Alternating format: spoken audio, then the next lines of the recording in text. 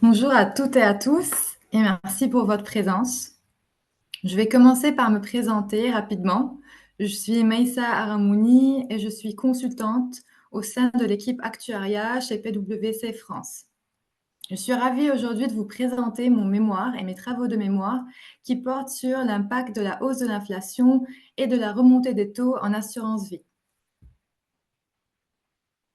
Pour ce qui est de l'organisation de la présentation des travaux, voici le plan que j'ai établi. Je commencerai par exposer le contexte macroéconomique qui a motivé les travaux de ce mémoire, ainsi que la problématique qui en a découlé. Je présenterai par la suite les risques que j'ai identifiés et qui sont associés à ce phénomène, suivi des impacts sur les activités d'épargne, tant sur le plan pratique que sur le plan théorique. Et enfin, je proposerai les leviers que le secteur pourrait déployer pour atténuer les risques de ces évolutions économiques. Mais afin de bien comprendre le contexte macroéconomique, il est pertinent de rappeler la définition de l'inflation. L'inflation est un phénomène économique qui se traduit par la dépréciation de la monnaie associée à une augmentation générale et durable des prix. En effet, avec l'augmentation des prix, le pouvoir d'achat des ménages diminue et l'épargne rapporte moins qu'avant. De plus, l'inflation accentue les inégalités, pénalisant ainsi certains ménages qui disposent de moins de moyens pour se prémunir contre la hausse des prix. Il est essentiel également de rappeler le contexte analysé lors de la réalisation des travaux de ce mémoire. Donc, les travaux ont été réalisés au premier semestre 2023 en se basant sur les données disponibles au 31 décembre 2022. Après une longue période de taux d'inflation relativement stable, et à partir de 2021, on peut voir dans ce graphique que l'inflation a bien augmenté. Elle est passée en France de 0,8% en janvier 2021 à 3,3% en janvier 2022 pour atteindre un seuil et un niveau de 6,7% en décembre 2022. L'inflation a augmenté considérablement en 2022, puis vers la fin de l'année, elle a commencé à diminuer, comme vous pouvez le voir dans le graphique. Donc, que ce soit pour la zone euro ou même aussi pour les autres pays du monde, comme les Royaumes-Unis qui a atteint en fin d'année un niveau de 10,5% et aux États-Unis un niveau de 6,5%. L'inflation a augmenté mondialement à cette époque-là. Toutefois, son niveau a varié d'un pays à l'autre. Même au sein de la zone euro, il y a eu des disparités entre la disparité entre les taux d'inflation d'un pays à un autre. Donc, en décembre 2022, le taux d'inflation annuel de l'ensemble de la zone euro a atteint un niveau de 9,2% contre 6,7% en France. Donc, on voyait à l'époque, la France avait un niveau d'inflation plutôt stable et pas très élevé par rapport aux autres pays membres de la zone euro. Contre, par exemple, pour l'Allemagne, elle avait un taux de 9,6 et même dans d'autres pays, voire un taux de 15, voire 20%. Et enfin, le dernier graphique illustre les principales composantes de l'inflation dans la zone euro. Comme on peut le voir dans ce graphique-là, l'énergie constitue en effet la cause principale de l'inflation en zone euro, donc qui a été estimée en fin décembre 2022 à 25,7%, qui a été suivie par l'alimentation, l'alcool et le tabac, avec un niveau de 13,8%. Mais pourquoi l'inflation a-t-elle augmenté? La hausse soudaine de l'inflation a plusieurs causes, conjoncturelles et structurelles. Donc, je vais commencer par les causes conjoncturelles qui sont donc transitoires. La première cause était la réouverture après la pandémie et la reprise des habitudes de consommation. La deuxième cause a été la relance budgétaire massive via des programmes d'aide sociaux mis en place par le gouvernement. La troisième cause a été la guerre en Ukraine et la difficulté des exportations des matières premières provenant de ce pays, notamment comme le blé, l'huile et le gaz. Et enfin, pour les causes conjoncturelles, on a eu la dépréciation de l'euro et la hausse des prix des produits importés. Comme évoqué précédemment, l'énergie représente une cause majeure du retour de l'inflation. Donc, elle joue un rôle à la fois conjoncturel et structurel.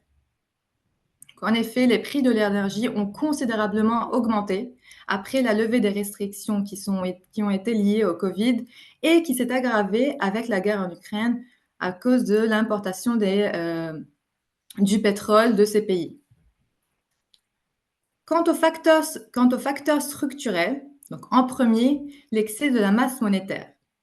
Et ceci est dû aux politiques monétaires expansionnistes qui ont été mises en place à partir de l'année 2008, après la crise des subprimes, par les banques centrales dans un contexte de taux d'intérêt proche de zéro, dans le but d'injecter de la liquidité dans les marchés.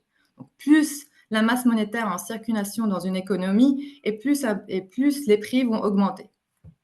Et la dernière cause structurelle, c'était l'effet de l'offre et de la demande. Donc la demande augmente plus vite que l'offre de biens et en conséquence, les prix augmentent de par la rareté des produits. Toutefois, les banques centrales peuvent lutter contre l'inflation via le contrôle de la masse monétaire. Donc, pour ce faire, elles disposent de plusieurs instruments. Elles peuvent, par exemple, modifier les taux directeurs. Elles peuvent mener des politiques d'open market, qui est l'achat et vente de titres sur le marché obligataire. Elles peuvent modifier le niveau des réserves obligatoires et même mener des politiques monétaires non conventionnelles en cas de crise, telles que l'assouplissement quantitatif. On va faire un focus sur la Banque centrale. Donc, dans la zone euro, la Banque centrale européenne a pour mission de contrôler la stabilité des prix et de maintenir l'inflation à un niveau proche de 2% à moyen terme, ce qu'on appelle le niveau d'inflation cible, qui est dans la zone euro fixé à 2%. Donc, à la suite du retour de l'inflation, les banques centrales ont commencé à mettre fin aux politiques monétaires expansionnistes et ils ont mis en œuvre plusieurs instruments, dont notamment l'augmentation des taux directeurs. Comme vous pouvez le voir dans le graphique, la remontée des taux d'intérêt a été particulièrement marquante entre le début et la fin de l'année 2022, avec une augmentation d'environ 300 points de base. Donc, cette évolution est d'autant plus remarquable qu'elle survient brusquement après une période prolongée de taux bas. D'où la problématique de ce mémoire. Donc, ainsi, l'envolée de l'inflation et la remontée des taux représentent un nouveau paradigme économique pour les assureurs vie qui se sont adaptés ces dernières années à un niveau d'inflation plutôt stable et à un environnement de taux bas. Et comme l'assurance vie est considérée comme le placement préféré des épargnants en France du point de vue de l'encours, avec 1 900 milliards d'encours financiers à fin décembre 2022, on s'est intéressé à évaluer les risques et les conséquences de la hausse de l'inflation sur les organismes d'assurance vie dans le cas de contrats d'épargne, en particulier les fonds euros, et de proposer des leviers pour limiter les impacts de leur solvabilité. Donc, tout d'abord, j'ai identifié les risques associés à la hausse de l'inflation et j'ai mis en place une cartographie des risques. Les fonds euros sont exposés au risque de concurrence avec d'autres produits plus attractifs et de nouveaux acteurs. Il pourrait y avoir une concurrence avec les livrets bancaires, notamment le livret A. Ils sont confrontés également au risque d'entrée de nouveaux acteurs comme les insurtech et le risque de départ des assurés vers d'autres classes d'actifs comme l'immobilier. Le deuxième risque, c'était le risque de déclenchement des rachats dynamiques. Et ceci, c'est quand les taux servis sont inférieurs aux taux de marché. Donc, les assurés, ils rachètent leurs contrats pour aller investir dans d'autres actifs ou chez d'autres acteurs.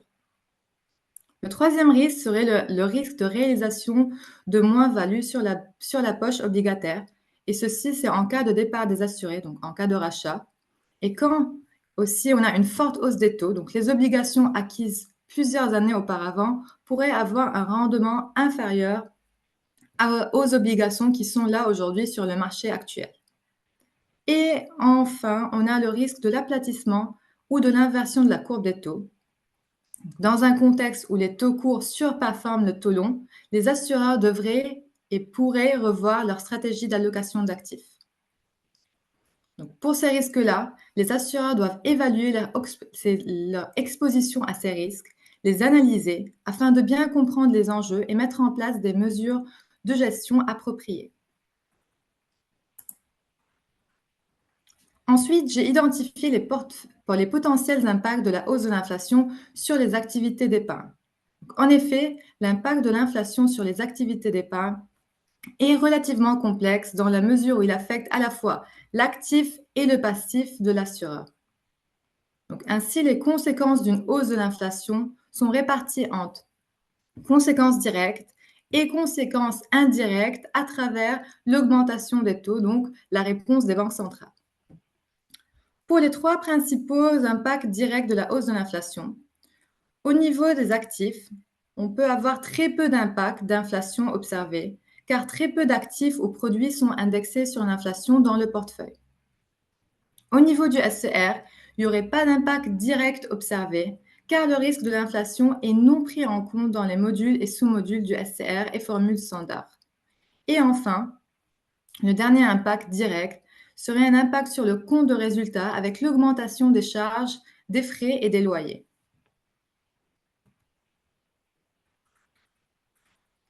La transmission du risque de l'inflation vers les assureurs via le risque de hausse des taux peut avoir divers impacts sur l'activité de l'assurance vie. Ainsi, les conséquences indirectes de l'inflation sont: tout d'abord, c'est positif, on a une amélioration de la solvabilité grâce à l'augmentation des marges futures et la baisse du coût en capital des garanties des taux. Donc, cette situation est particulièrement avantageuse pour les assureurs vie détenant dans leur portefeuille un grand nombre de contrats d'épargne offrant un taux minimum garanti élevé. Le deuxième impact indirect serait une forte diminution des provisions techniques dues à l'effet d'actualisation. Le troisième impact serait un impact sur les durations d'actifs et de passifs et sur les écarts de duration. On aurait aussi un impact sur le sous-module de risque de rachat massif et ainsi un impact sur la solvabilité.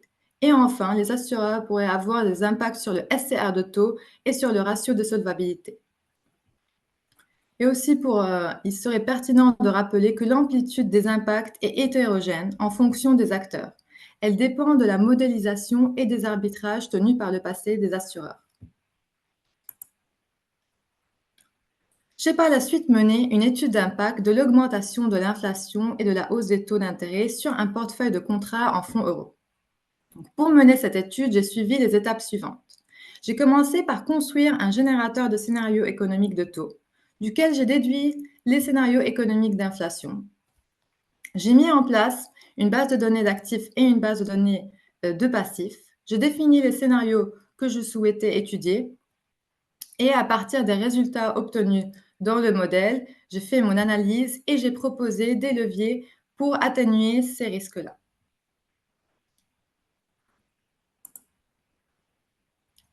Pour la construction du scénario économique de taux. Donc, j'ai construit un générateur de scénario économique de taux en utilisant le langage de programmation R. Donc, voici les étapes que j'ai établies. J'ai commencé par modéliser la courbe des taux courts RT via le modèle Allen-Dwight à un facteur. Le modèle Allen-Dwight à un facteur stipule que sous une probabilité risque neutre, le taux court R à un instant T est solution de l'équation différentielle stochastique suivante que vous pouvez voir en haut. Puis, j'ai calibré le modèle Allen-Dwight sur la base des prix des swaptions.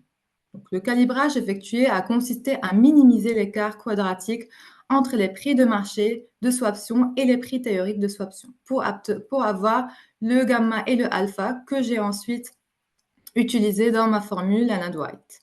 J'ai déterminé les prix des obligations zéro coupon et j'ai déduit à la fin la structure par terme des taux. Le modèle a été soumis également à un test de martingalité afin de vérifier sa validité et garantir la qualité des projections que j'ai générées. Ensuite, à partir de la courbe des taux d'intérêt nominaux, de l'EOPA et des données de marché de l'inflation, au 31/12/2022, j'ai pu déduire la courbe des taux réels en appliquant la relation de Fisher. La relation de Fisher stipule que le taux nominal est égal à la somme de l'inflation anticipée et du taux réel. J'ai pu par la suite construire le générateur de scénarios économiques de taux réels via le modèle Allen-Dwight que j'ai déjà décrit précédemment. Et enfin, à partir des 1000 scénarios économiques que j'ai générés, des taux réels et des taux nominaux, j'ai pu déduire les scénarios économiques d'inflation aussi à partir de la relation de Fisher. L'étude menée dans le cas de ces mémoires porte sur un organisme français fictif d'assurance vie, construit à partir d'une base de données réelle observée au 31/12/2022 et qui est bien sûr représentatif du marché des organismes d'assurance vie. Pour le portefeuille d'actifs qui a été mis en place, il est composé de la manière suivante. Il est réparti entre 80% d'obligations, 10% d'actions, 5% d'immobilier et 5% de monétaire. En particulier, le portefeuille obligataire se compose de 95% d'obligations à taux fixe, 2,5% d'obligations indexées à l'inflation et 2,5% d'obligations à taux variable. Quant aux données de passifs mises en place pour cette étude, elles sont issues d'un portefeuille d'épargne composé de contrats en fonds euros. Le total des provisions mathématiques investies dans ce portefeuille est de 26 milliards d'euros et notre hypothèse de départ stipule une absence totale de provisions pour participation au bénéfice initial. Et dans le dernier tableau, on peut voir la répartition des taux minimum garantis en fonction de la proportion des provisions mathématiques des fonds en euros. On peut distinguer entre le TMG brut de 0%, qui avait une proportion de 3,69%, ainsi que le TMG net de frais de 0% et qui a une proportion d'un peu plus de 88%. Et pour tenir compte des incertitudes de l'évolution économique, mon étude repose sur des tests de sensibilité effectués à partir de différents scénarios d'inflation et de taux que j'ai définis. Tout d'abord, l'objectif est d'examiner l'impact de la hausse de l'inflation en standalone avec des taux d'intérêt stables. Et pour ce faire, j'ai considéré que ce scénario est divisé en deux. Donc, la hausse de l'inflation en standalone. Pour le premier scénario, ce sera une hausse de l'inflation sur les coûts au passif. Et pour le second scénario, c'est l'évaluation de la hausse de l'inflation qui est renseignée dans le modèle pour calculer la valorisation des obligations indexées sur l'inflation détenues dans le portefeuille obligataire de l'assureur à l'actif. Puis ensuite, afin de voir l'impact combiné de deux facteurs, donc qui est la hausse de l'inflation et l'augmentation des taux, j'ai mis en place un troisième scénario pour étudier l'impact des différentes courbes de taux d'intérêt renseignées dans le modèle sur les projections d'actifs et de passifs. L'objectif là est d'examiner l'impact de la hausse de l'inflation sur les trois niveaux clés, chacun étant renseigné séparément dans les paramètres d'entrée du modèle. Pour le scénario 1A, qui est la hausse de l'inflation sur les coûts côté passif, nous observons une hausse du SCR de souscription vie expliquée par le sous-module de frais. Donc, ceci se traduit par une diminution du ratio de solvabilité qui passe de 161% à 151%. Pour le scénario 1B, donc en appliquant le choc de hausse de l'inflation renseigné dans le modèle pour valoriser les obligations indexées sur l'inflation, une augmentation du ratio de solvabilité était anticipée en raison de la hausse des rendements de ces obligations. Or, comme vous pouvez le voir, le ratio reste quasiment inchangé et équivaut à 151%. Et ceci peut être expliqué par le fait qu'uniquement 2% du portefeuille d'actifs est constitué d'obligations indexées sur l'inflation, soit 2,5% du portefeuille obligataire. Et enfin, pour le scénario de remontée des taux, on observe une augmentation du SCR. D'un côté, on a le SCR de marché qui a subi une hausse en raison de la dévaluation de la valeur de marché des obligations due à l'effet d'actualisation. Et d'un autre côté, on a le montant du SCR de souscription vie qui a augmenté, notamment avec la hausse du SCR de rachat massif.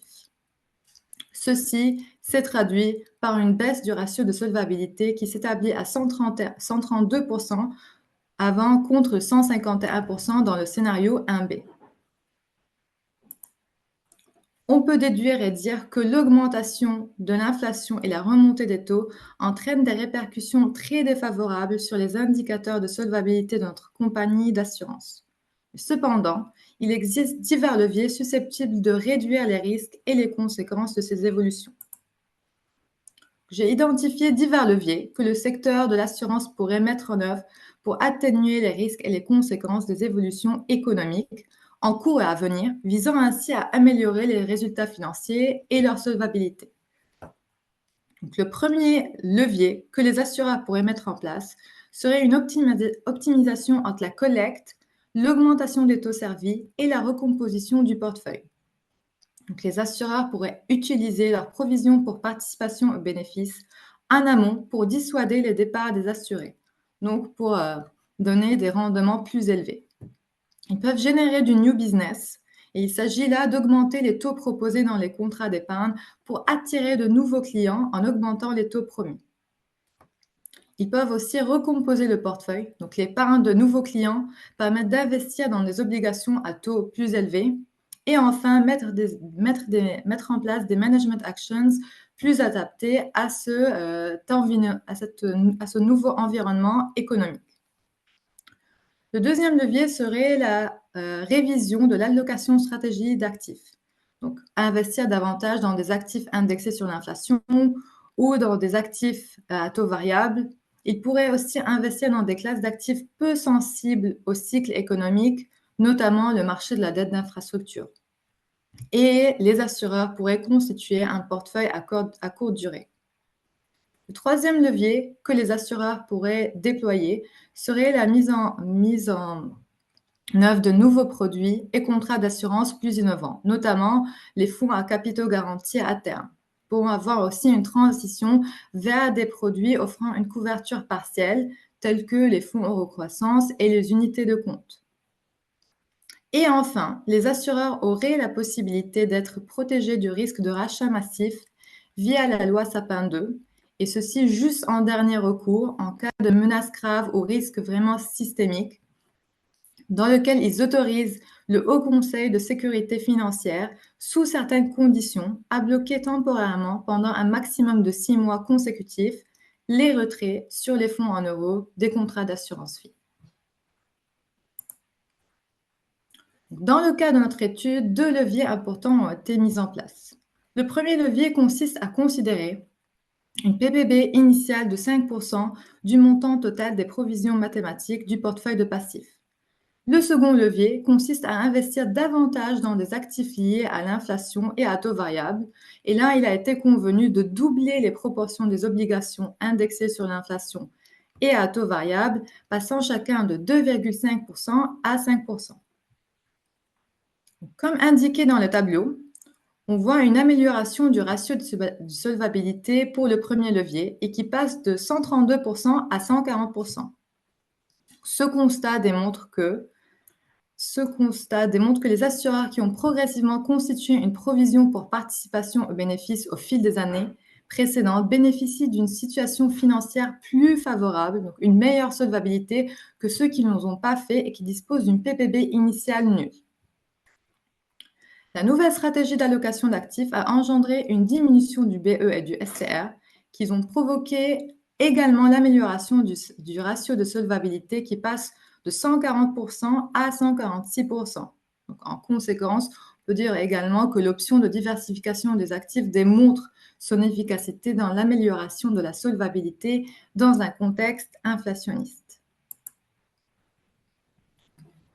Et comme chaque travail de recherche, cette étude a ses limites et possibilités d'approfondissement. Donc, la première limite de ce mémoire réside dans le fait qu'il repose sur un contexte et des hypothèses économiques établies à la date du 31 décembre 2022. Par conséquent, les résultats et les recommandations formulées dans ce mémoire doivent être interprétés dans le contexte temporel spécifique.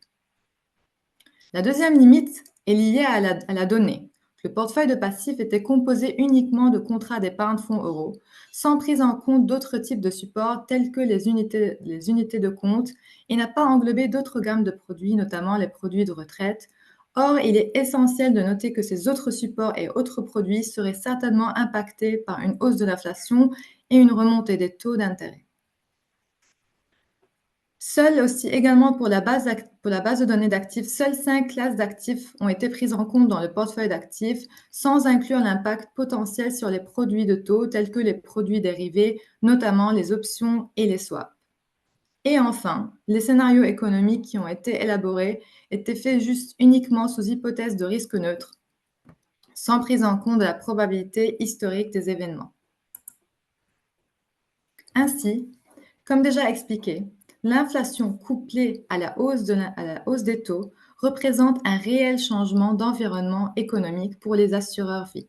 Elle pourrait avoir des impacts positifs ou négatifs comme on l'a pu voir. Dans le cas de mon étude, j'ai pu étudier son impact sur un portefeuille de contrats en fonds euros. Il est tout de même intéressant d'explorer et d'examiner l'impact de la hausse de l'inflation sur la retraite sous une étude sous risque monde réel, peut-être envisager d'autres leviers comme par exemple la réassurance financière contre les rachats massifs. Et ce serait intéressant également d'étudier la hausse de l'inflation dans un contexte réglementaire sous IFRS 17, étant donné que notre étude était basée sur la norme Solvabilité 2. Toutefois, la question qui reste ouverte, est-ce que les fonds euros pourront-ils retrouver leurs attraits auprès des investisseurs? Donc, je vous remercie pour votre attention. N'hésitez pas à me poser vos questions dans le chat. Première question, est-ce que la réassurance est prise en compte? Non, la réassurance n'a pas été prise en compte dans ce mémoire. Il y a une question qui porte sur s'il y a une étude qui a été faite sur la corrélation entre la hausse du prix de l'énergie et l'inflation. Donc, autrement dit, est-ce que la hausse des prix de l'énergie explique 30, 50, 70% de l'inflation? Donc, comme je l'ai évoqué tout à l'heure, donc l'énergie était formée la composante principale de l'inflation dans la zone euro, pour les diverses raisons aussi que j'ai présentées, mais à fur et à mesure, donc en 2023, ceci a diminué. Je n'ai pas fait une étude sur ça, mais j'ai suivi un peu le sujet pour voir comment ça a évolué. Donc, la première année, en 2022, la composante principale, c'était l'énergie, mais après, il y avait aussi, en 2023, c'était plutôt les prix de l'alimentation qui ont pris le devant. Pourquoi avoir retenu un organisme fictif d'assurance au lieu d'un organisme existant? Je me suis basée sur un organisme fictif parce que j'ai dû, en raison de confidentialité, j'ai dû utiliser une base de données que j'ai adaptée en, bien sûr, masquant les noms et tout. Donc, je n'avais pas accès à une base de données complète en vue de la confidentialité de nos clients, mais c'était vraiment je me suis basée sur une base de données fictive, mais sur la base d'une base de données qui est réelle et qui est représentative du marché. Quels sont les sous-jacents du GSE? Ce sont les swaptions. Donc, j'ai utilisé la volatilité des swaptions pour pouvoir calibrer le modèle. Quelle est la différence entre politique d'open market et assouplissement quantitatif? Donc, l'open market, c'est plutôt les banques centrales utilisent l'open market pour un peu se situer et diminuer les taux d'intérêt à court terme. Tandis que l'assouplissement quantitatif, c'est vraiment quand ils ont essayé d'utiliser tous les autres instruments et sans succès. Ils utilisent l'assouplissement quantitatif pour avoir un impact à long terme et qui est beaucoup plus agressif. Il y a une question qui porte sur une amélioration. Vous dites sur la slide 10, citant les impacts, vous dites qu'il y a une amélioration de la solvabilité due à la baisse de la valeur temps, mais aussi une augmentation du SCR. Est-ce qu'il y a un effet de compensation entre les deux effets? Sûrement. Sûrement, et dans l'étude, je l'ai fait, donc c'est pour ça. J'ai fait aussi d'autres scénarios pour lesquels il y avait une compensation et c'est normal d'avoir des effets et des impacts qui se compensent. Avez-vous étudié comme levier la durabilité, notamment les green bonds? Non, parce que vu que c'était sur la base, je travaillais sur les fonds euros, donc la plupart des obligations, c'était des obligations d'État et je ne suis pas rentrée dans la durabilité. Quel instrument avez-vous utilisé pour calibrer le modèle de taux réel? J'ai bien noté que c'était les swaptions. Oui, et pour ça, donc, pour faire ma calibration, j'ai fait ma calibration, je ne sais pas si c'est ça la question, mais j'ai fait ma calibration sur R, en utilisant le modèle Black-Scholes. C'est quoi les produits eurocroissance? Le produit eurocroissance, c'est un produit à garantie, mais à terme. Donc, les fonds euros, on sait que dans les fonds euros, le risque est porté par l'assureur. Donc, le capital est garanti. Par contre, l'eurocroissance, le capital est garanti à un terme, à une durée qui est fixée au début du contrat entre l'assureur et l'assuré. Et du coup, il y a un rendement plus élevé. Donc ici, on a un rendement qui est plus élevé qu'on peut donner aux assurés par rapport aux fonds euros. Donc c'est un peu plus risqué, mais qui donne un peu plus de rendement. Pour la base de données pour l'allocation stratégique, la stratégie d'allocation d'actifs, je me suis basée sur un benchmark que nous avons fait en interne. Donc, pour pouvoir établir cette allocation-là que j'ai choisie et j'ai utilisée dans ma base de données. Quel modèle ALM tu as utilisé et pourquoi ce choix? J'ai utilisé le modèle ALM Taiki sous Taiki en vue de sa disponibilité. Donc, c'était le seul modèle que je pouvais utiliser parce que j'avais une licence Prophet, mais j'avais pas un modèle ALM sous Prophet. Donc, j'ai utilisé Taiki. Ok, bon, super. Merci beaucoup. Je pense que j'ai zappé. Je suis désolée. J'ai sûrement zappé quelques questions. Il y avait tellement de questions. Je vous remercie pour votre présence. N'hésitez pas si vous avez des questions, donc vous pouvez, mon mémoire est en ligne, vous pouvez le consulter. Et si vous voulez me poser des questions directement sur LinkedIn, je serai ravie d'échanger avec vous. Merci beaucoup.